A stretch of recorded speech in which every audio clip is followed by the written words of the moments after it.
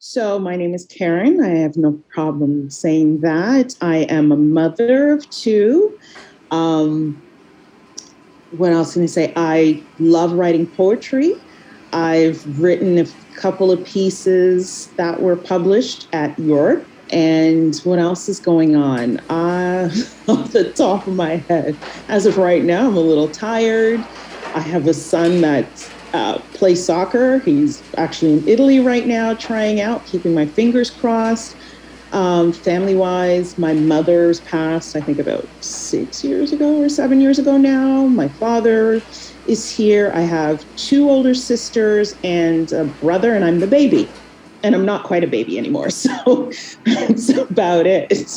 In terms of where I live, so I mean, I lived at Jane and Finch, but we moved when I was 5. So I really don't have like a direct connection with there other than as a teenager I kind of hung out there because I knew people from school and that was kind of a thing.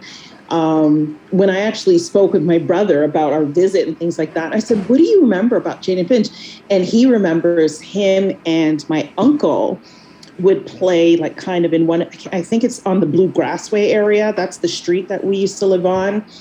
And he told me about walking me to taking me on the bus to daycare before he would go to school. He said, but we left, he wasn't even in high school.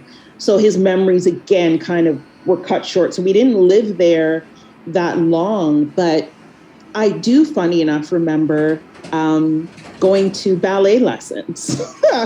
So that I laugh because I'm like, okay, where'd that go? But yeah, that's kind of just me, off the top of my head, I guess, in introducing myself. Yeah. You know what? No, the only thing I actually remember is just being walked to class. And I will actually say this, my memory is horrible. Like I'm starting to, I don't know if it's with age, but I'm like, I don't remember that. Or you know what it is? I remember things like high level, but intricacies, which I actually kind of like not sad about, but I was like, oh, I really wish I remember details of things. I wondered if it's also things I maybe don't want to remember. Yeah. And not to say that I honestly had a fairly decent childhood. So I can't growing up, I mean, my parents, they're working class. We struggled. There were times we struggled. There were times we weren't. But in terms of just like, it wasn't anything that I would say, I don't remember. I just, for whatever reason, and this is not even just with me, like sad to say, but when my daughter's like, don't you remember when you did this? And I'm like, no. She's like, what? And you know what? My home, when I think about my home, when my parents were together and when they weren't, there was a lot of, I don't even have to close my eyes for this, funny enough. It's funny how you can jog my memory. Our home was always busy with music. So my dad, before I was born, he used to DJ. So, and he still DJs to like all his church, his church will have a community thing and they'll ask him to DJ. And so he was DJing from young. And when my parents were together, lots of music. So we have something called the music room. And it was literally, you would go down there, anyone would just go down there if my dad wasn't down there. And it's just, he has probably about 2,000, maybe more albums. So you would spend hours in there just picking through records and playing them like that. Or on Sundays while my mom was cooking, you'll hear everything from Dolly Parton to Calypso. We're Trinidadian, so Calypso and soca to jazz to, like I said, country music to Kenny Loggins to R&B, all kinds of stuff. George Michael, like very, very varied. Like I grew up, even though we're Caribbean and West Indian, I grew up in a home that played a great variety of music now that it's all coming to me. And on my mother's side now, like my mother would be cooking, so she cooked a lot. She cooked for a living, um, and she cooked a lot. She it would There would be tons of smells of curry and curry potato, and um, I would one of my jobs, or me and my brother, because we were the younger ones, so we lived with her much longer, obviously, right? Because there's a fairly big gaps between us. But just sitting there peeling potatoes so she can make potato, like you make the curry and roti. And there was a lot of noise, but it wasn't chaos noise. It was just what our home was like. Lots of people coming through the door, lots of people hanging out, lots of, friends and family. And that was just, it was like our place was kind of like the place that people just gathered.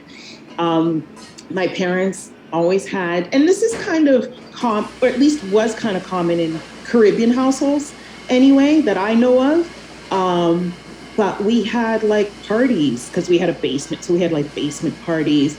A lot of our, uh, well, some people would consider it typical, but a lot of our birthday parties, right, were like in the day it was for kids, and then at night it was adults, and food and music and drinks and all that stuff, right?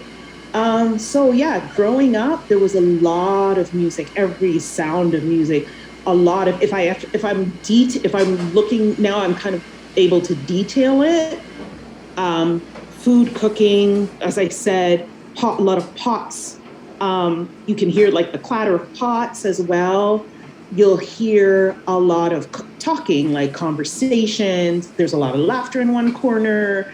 Um, I think, yeah, I would just say all of that kind of mixed into what our household was like. And it wasn't like that every day because they worked during the week and things like that.